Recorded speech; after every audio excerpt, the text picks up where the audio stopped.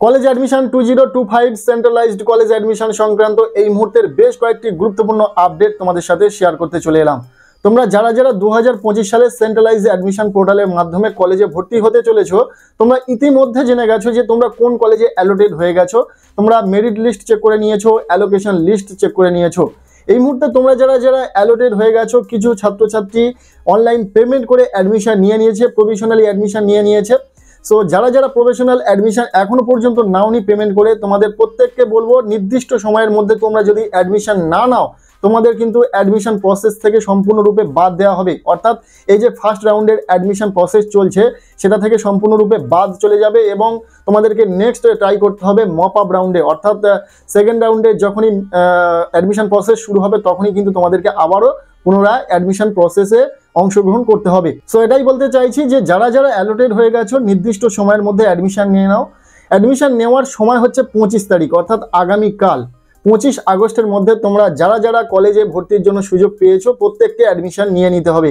কিভাবে অনলাইনে পেমেন্ট করে অ্যাডমিশন নিতে হয় সেই নিয়ে একটি ডিটেলস ভিডিও করেছি, সেই ভিডিওর লিঙ্ক আমি এই ভিডিও ডেসক্রিপশনে দিয়ে রাখবো। একদম কোনো রকম ভুলভ্রান্তি ছাড়া তোমরা সঠিক পদ্ধতিতে অনলাইনে পেমেন্ট করে অ্যাডমিশন নিয়ে নাও। আরও একটা কথা, অ্যাডমিশন নিলে শুধু হবে না, অ্যাডমিশনের পরে কলেজে গিয়ে ডকুমেন্টস ভেরিফিকেশন করতে হবে। তার কারণ কলেজে গিয়ে যদি ডকুমেন্টস ভেরিফিকেশন না করো সেক্ষেত্রে তোমরা যে অ্যাডমিশন নেবে সেই অ্যাডমিশন পুরোপুরি ক্যান্সেল হয়ে যাবে। কেননা অ্যালটেড হওয়ার পর তোমরা যে অ্যাডমিশন নিচ্ছ সেটা হচ্ছে প্রভিশনাল অ্যাডমিশন, এবং যখনই গিয়ে ডকুমেন্টস ভেরিফিকেশন করবে নির্দিষ্ট কলেজে এবং ডকুমেন্টস ভেরিফিকেশনের পরেই তোমাদের যে অ্যাডমিশন সেটা কিন্তু কমপ্লিট হবে বা কনফার্ম হয়ে যাবে। তারপর তোমরা ক্লাস শুরু হলে ক্লাস করতে পারবে। তো ডেটগুলো আমি একটু বলে দিই, কেননা তোমরা যদি ডেট মিস করো তাহলে কিন্তু বড়সড় সমস্যায় পড়বে। তো 25 তারিখ পর্যন্ত সময় রয়েছে। তোমরা যারা যারা অ্যালোটেড হয়েছো 25 আগস্টের মধ্যে তোমাদের প্রত্যেককে কিন্তু অ্যাডমিশন নিয়ে নিতে হবে। এরপর 23, 25 এবং 27, অলরেডি 23 তারিখ পার হয়ে গেছে। সামনে 25 তারিখ থেকে 27 তারিখ পর্যন্ত তোমাদের প্রতিটা কলেজে ডকুমেন্টস ভেরিফিকেশন হবে।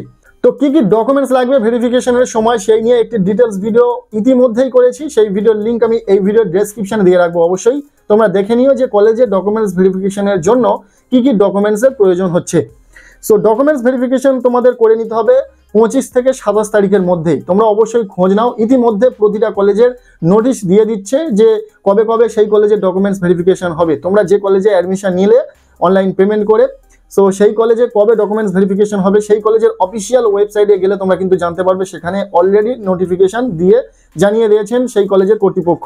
সো ছাত্রছাত্রীরা অবশ্যই সেই কলেজের অফিসিয়াল ওয়েবসাইট থেকে নোটিফিকেশন ডাউনলোড করে দেখে নিতে পারবে যে সেই কলেজে কবে কবে ডকুমেন্টস ভেরিফিকেশন হবে এবং ডকুমেন্টস ভেরিফিকেশনের জন্য কি কি ডকুমেন্টসের প্রয়োজন রয়েছে সেই নোটিফিকেশনে উল্লেখ রয়েছে। অবশ্যই তোমরা চেক করে নাও তোমরা যে নির্দিষ্ট কলেজে অ্যাডমিশন নিলে সেই কলেজের অফিসিয়াল ওয়েবসাইটে গিয়ে। সো ডকুমেন্টস ভেরিফিকেশন করতে হচ্ছে 25 থেকে 27 তারিখের মধ্যে, অর্থাৎ 23 তারিখ সময় ছিল, 23 তারিখটা পার হয়ে গেছে। এখন 25 থেকে 27 তারিখের মধ্যে তোমাদের ডকুমেন্টস ভেরিফিকেশন করতে হবে। নেক্সট ক্লাস শুরু হয়ে যাবে কিন্তু 29, অর্থাৎ তোমাদের আন্ডার গ্র্যাজুয়েশনের কলেজ লেভেলের ফার্স্ট সেমিস্টারের ক্লাস শুরু হয়ে যাবে 29 তারিখ থেকে। তোমরা 29 তারিখ থেকে কিন্তু কলেজে যেতে পারবে, তার আগেই ডকুমেন্টস ভেরিফিকেশন হয়ে যাচ্ছে এবং 29 তারিখ থেকে তোমরা ডাইরেক্ট কলেজে গিয়ে ক্লাস শুরু করতে পারবে। এবার অনেকেরই প্রশ্ন, পেমেন্ট করে আমি অ্যাডমিশন নেওয়ার সময় অটো আপগ্রেডেশন ইয়েস করে অ্যাডমিশন নিয়েছি, সেক্ষেত্রে আমার এই মুহূর্তে কি করণীয়? তোমরা তো ডকুমেন্টস ভেরিফিকেশন করবে না, তার কারণ ডকুমেন্টস ভেরিফিকেশন করলে ওই কলেজে অ্যাডমিশন কনফার্ম হয়ে যাবে।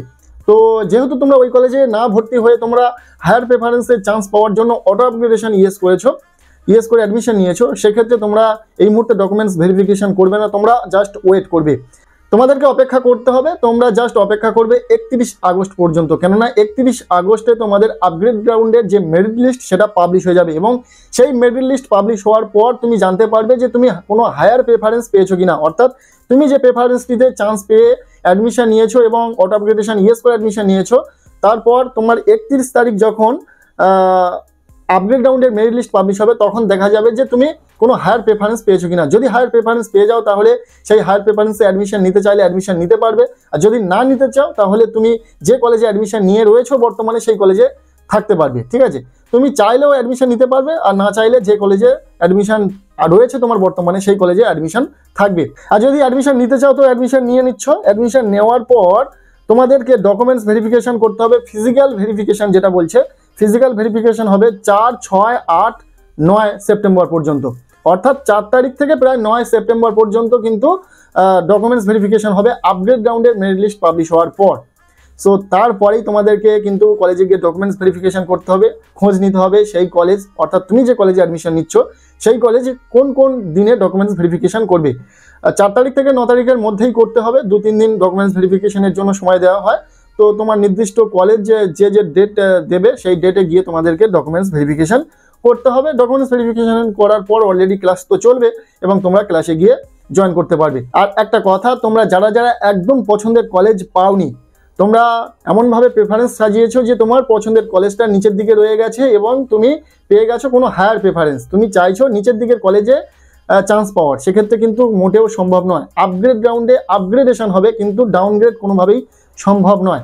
তাই তুমি যদি এই মুহূর্তে অ্যাডমিশন না নাও তাহলে তোমরা এই ফার্স্ট রাউন্ডের অ্যাডমিশন প্রসেস থেকে সম্পূর্ণরূপে বাদ যাবে এবং তোমাকে নেক্সট ট্রাই করতে হবে মপ আপ রাউন্ডে, যেখানে আবারও অ্যাডমিশন প্রসেস শুরু হবে এবং যেখানে তোমাদেরকে আবারও প্রেফারেন্স লিস্ট নতুন করে সাজাতে হবে। আর মপ আপ রাউন্ড নিয়ে একটি ডিটেলস ভিডিও খুব শীঘ্রই আসতে চলেছে, তাই যারা যারা চ্যানেলে নতুন রয়েছে চ্যানেলটিকে সাবস্ক্রাইব করে রাখো।